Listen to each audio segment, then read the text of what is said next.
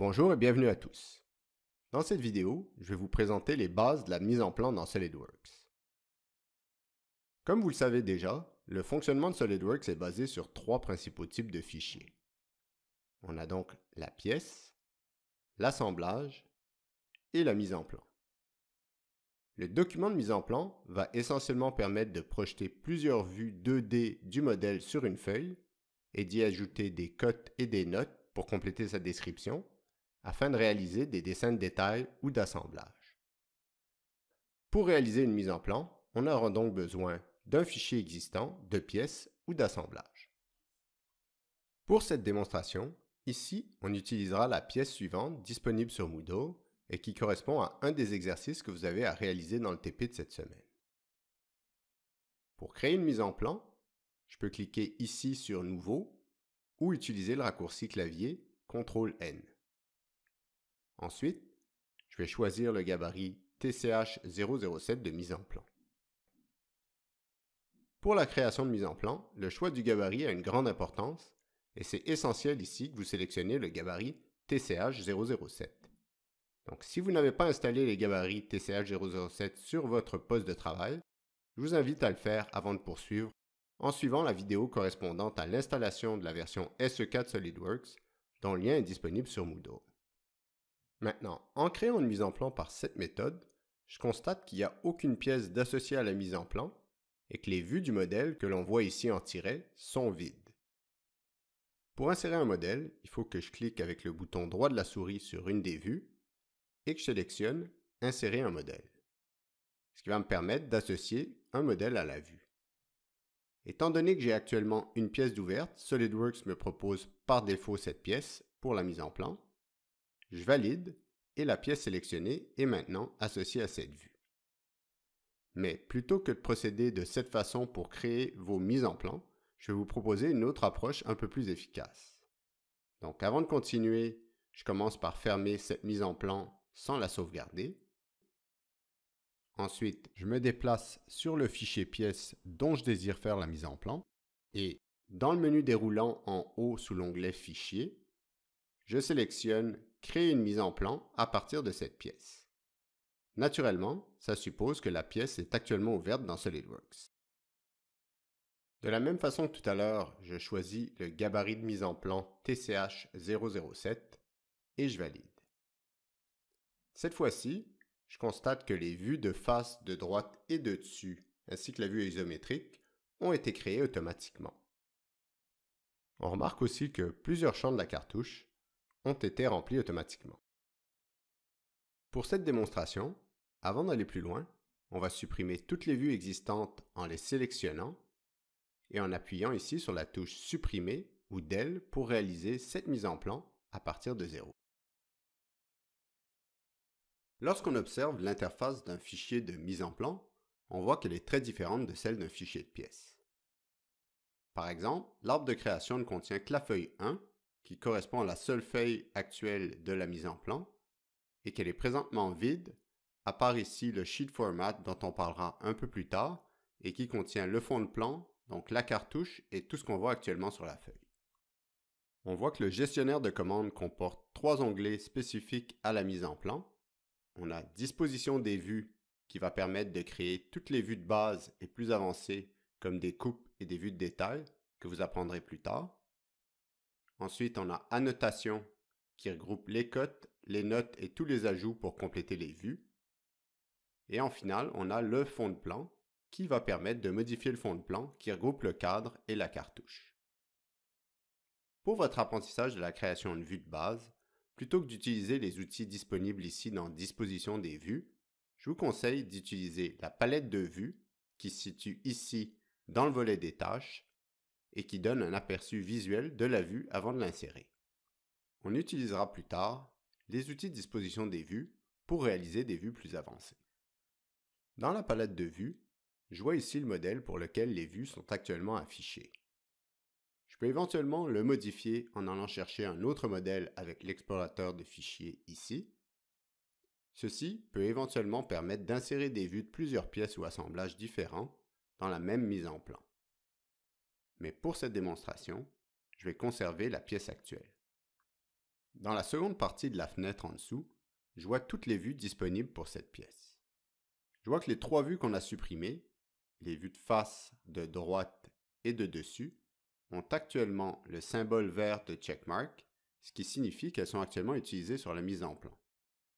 Par contre, lorsque je mets à jour en actualisant ici les vues, je vois que ces symboles disparaissent. Je vais commencer par placer la vue de face en la saisissant d'un clic gauche de la souris et en la glissant sur la feuille comme ceci. Ensuite, en me déplaçant dans n'importe quelle direction, je vois qu'on me propose de créer la vue projetée correspondante. Je vais donc créer la vue de droite, la vue de dessus, et finalement la vue ISO comme ceci, puis je valide ici pour sortir du mode vue projetée. Puisque la première vue créée est la vue de face, toutes les autres vues créées par la suite ont une relation parent-enfant avec cette vue et en dépendent pour leurs propriétés. Par exemple, si je modifie la position de la vue de face, cela va affecter la position des autres vues de manière à conserver l'alignement standard. Par contre, si j'essaie de déplacer une des vues enfants, je constate que je suis limité dans mes déplacements par la position de la vue de face. Si maintenant je désire changer la taille d'échelle des vues, lorsque je clique ici sur la vue de face, la fenêtre de gestion de cette vue s'ouvre dans l'arbre, puis en descendant plus bas ici, je retrouve le réglage de l'échelle et je constate que cette vue utilise l'échelle de la feuille, qui est actuellement de 1,5, mais que je ne peux pas modifier ici. De la même façon, si maintenant je clique sur la vue de droite, on voit que cette vue utilise l'échelle de son parent, qui est la vue de face. La façon que je vous recommande pour modifier l'échelle des vues, c'est de modifier globalement l'échelle de la feuille. Pour faire ça, je clique avec le bouton droit de la souris sur la feuille, mais à l'extérieur des vues. Donc, pas ici, mais ici par exemple. Ensuite, je clique sur la flèche en bas pour développer le menu et je sélectionne ici « Propriétés ». Dans cette fenêtre, il y a plusieurs options importantes, telles que le type de projection, donc premier ou troisième dièdre, donc pour l'Europe et pour l'Amérique, ou le format de la feuille. Je vois ici que l'échelle actuelle de la feuille est de 1,5, ce qui signifie que les dimensions sur le dessin correspondent à la moitié des dimensions physiques réelles. Je vais grossir cette échelle à 2/3 pour maximiser la visibilité de la mise en plan. Puis, je valide pour sortir. Je vois en repositionnant les vues que l'échelle des 3 vues principales semble correcte, mais j'aimerais diminuer la taille de la vue ISO ici, qui sert uniquement de référence pour la compréhension du dessin. Donc, si je clique sur la vue ISO, cette fois je choisis d'appliquer une échelle personnalisée que je vais fixer à 1,5, comme ceci. Également, ici, je vais modifier le type d'affichage de cette vue en sélectionnant ici « Ombre avec arête ». Pour les 3 vues standards, dans le cadre de cette démonstration, je vais sélectionner le type « Ligne cachée apparente » en cliquant sur la vue de face et en sélectionnant « Ligne cachée apparente » ici. Par contre, en général, pour la majorité des cas, pour ces vues, on utilise plutôt ligne cachée supprimée. On est maintenant prêt à coter les différentes vues. Si la pièce a été modélisée correctement et que toutes vos esquisses ont été totalement contraintes, le plus simple pour coter, c'est d'utiliser l'outil Objet du modèle sous l'onglet Annotation. Cet outil va permettre d'insérer la totalité des cotes du modèle et évite que l'on oublie des cotes ou qu'on en ajoute des cotes redondantes. Donc, pour l'utiliser, je clique sur Objet du modèle. Ensuite, je sélectionne l'option Modèle entier et je valide pour sortir. Je vois que toutes les cotes ont été insérées, mais qu'elles n'ont pas été nécessairement disposées convenablement dans les vues les plus favorables. On devra donc modifier leur position. Mais avant de travailler sur la position des cotes, je vais ajuster certains paramètres du style de cote qui sont accessibles depuis les options de SolidWorks, disponibles en cliquant ici sur l'engrenage. Ensuite, sous l'onglet Propriétés du document, je clique sur Cotation. Premièrement, je vais venir ici agrandir la taille de la police des cotes en cliquant ici sur Police et en fixant la taille à 14 points. Également, plus bas, je vois ici l'option qui concerne la présence de zéros. Sur le dessin, on voit qu'il y a beaucoup de zéros à la fin des cotes et ça surcharge inutilement le dessin. Donc, dans les options, j'enlève ici l'affichage des zéros à droite. Et je valide pour sortir. Je vais maintenant réorganiser la position de certaines cotes pour rendre leur lecture plus facile. Pour déplacer une cote, je clique en dessous en maintenant le bouton gauche de la souris enfoncé et je la déplace à la position désirée dans la même vue. Je peux répéter l'opération pour toutes les cotes qui n'ont pas été placées correctement et je vois que lorsque je déplace une cote, j'ai parfois des lignes jaunes qui apparaissent et qui me permettent d'aligner les cotes entre elles, ce qui constitue une bonne pratique de présentation.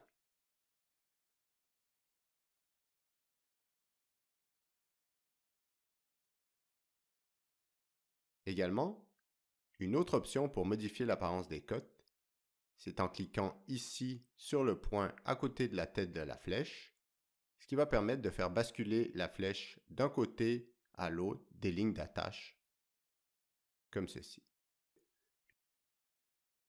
Si maintenant, par exemple, j'aimerais déplacer la cote de 150 mm de la vue de dessus vers la vue de face pour rassembler toutes les dimensions concernant la largeur de la pièce sur cette vue.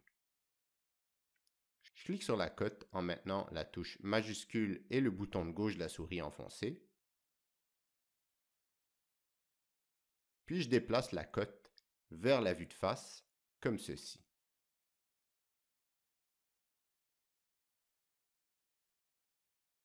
De manière similaire, je vais déplacer les cotes de 10 mm vers la vue de droite.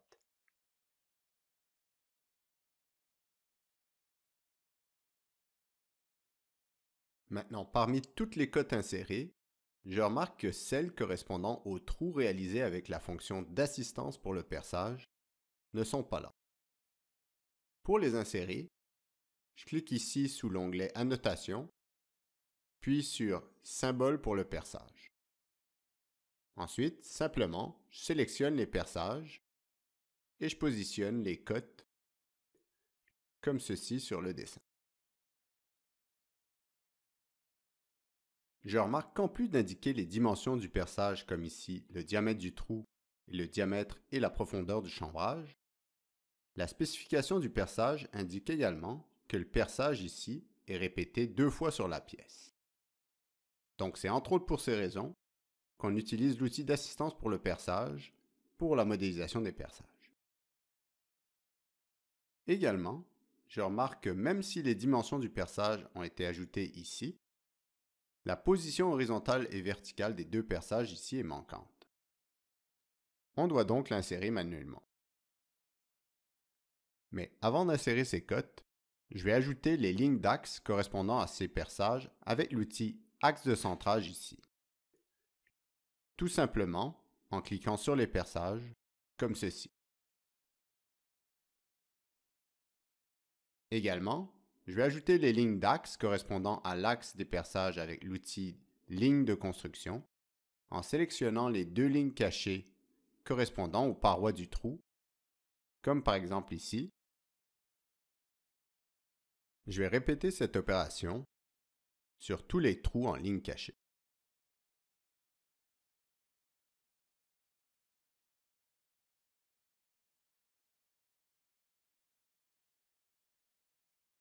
Mais pour le trou chambré, je dois ensuite ajuster manuellement la longueur de la ligne d'axe pour qu'elle débouche légèrement du contour de la pièce.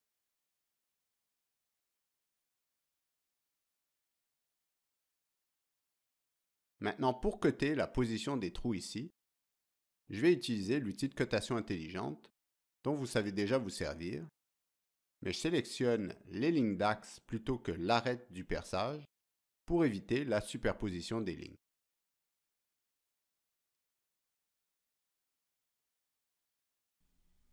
Pareillement, je vais venir corriger la superposition des lignes d'axe et des lignes de cote créées automatiquement pour le trou chambré ici.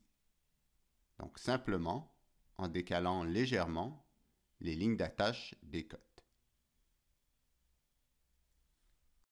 Maintenant qu'on a terminé la cotation du dessin, il arrive souvent qu'on ait ajouté des notes. Pour faire ça, j'utilise l'outil Notes sous l'onglet Annotation et simplement, je clique dans la fenêtre pour fixer la position de la note. Ensuite, j'ajuste le type et la taille de la police. Donc ici, la fonte Century Gothic pour une taille de 14 points. J'entre ensuite la note au clavier.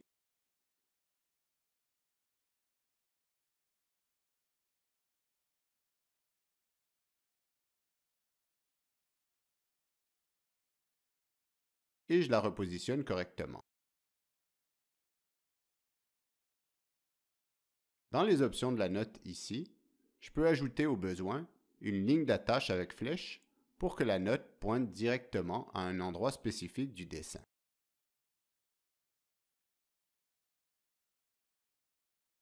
Mais pour une note générale comme ici, je n'ai pas besoin de ligne d'attache. Pour terminer, on va éditer le fond de plan. Lorsque je clique ou je double-clique sur la cartouche ou sur tous les autres éléments du fond de plan, je vois que je ne peux pas y accéder directement pour les éditer. Pour être en mesure d'éditer le fond de plan, je clique avec le bouton droit de la souris sur la feuille, mais à l'extérieur des vues, et je sélectionne ici « Éditer le fond de plan ». Une autre façon d'éditer le fond de plan, c'est de cliquer ici sur « Édite le fond de plan » sous l'onglet « Fond de plan ». Comme j'ai mentionné au début de cette présentation, je constate que certains des éléments de la cartouche ont été remplis automatiquement. Par exemple, ici, le numéro du dessin correspond au nom du fichier pièce associé à cette mise en plan, alors que le titre ici correspond à la description de la pièce qu'on retrouve dans le fichier pièce, dans les propriétés personnalisées, et que je peux modifier à démo mise en plan. Ensuite, lorsque je retourne vers la mise en plan, je reconstruis le modèle en cliquant sur le feu de circulation ici et le nouveau titre du dessin est mis à jour. Je remarque qu'actuellement, le nom du dessinateur n'est pas spécifié. Pour l'insérer, je vais ici dans les propriétés personnalisées du fichier de mise en plan et j'entre mon nom ainsi que la date. Puis je valide pour constater que les informations ont bien été mises à jour dans la cartouche. Également, à gauche dans la cartouche, je vois ici que la finition de la pièce n'est pas présente. Je retourne dans les propriétés personnalisées du fichier pièce et je constate que pourtant, le traitement de surface est bien spécifié. Il faut donc ajouter une note avec un lien vers cette propriété dans la cartouche. Donc je sélectionne ici Note. Je fixe la fonte à Arial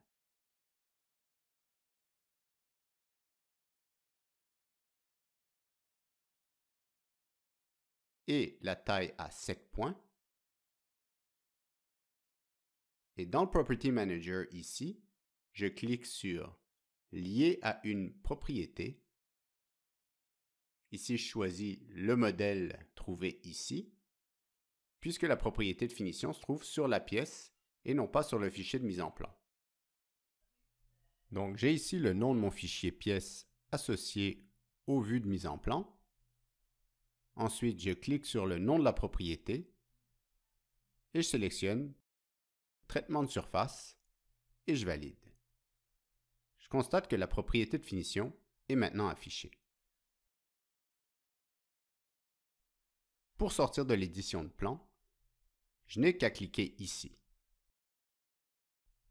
Donc voici ce qui complète cette introduction aux mises en plan dans SolidWorks.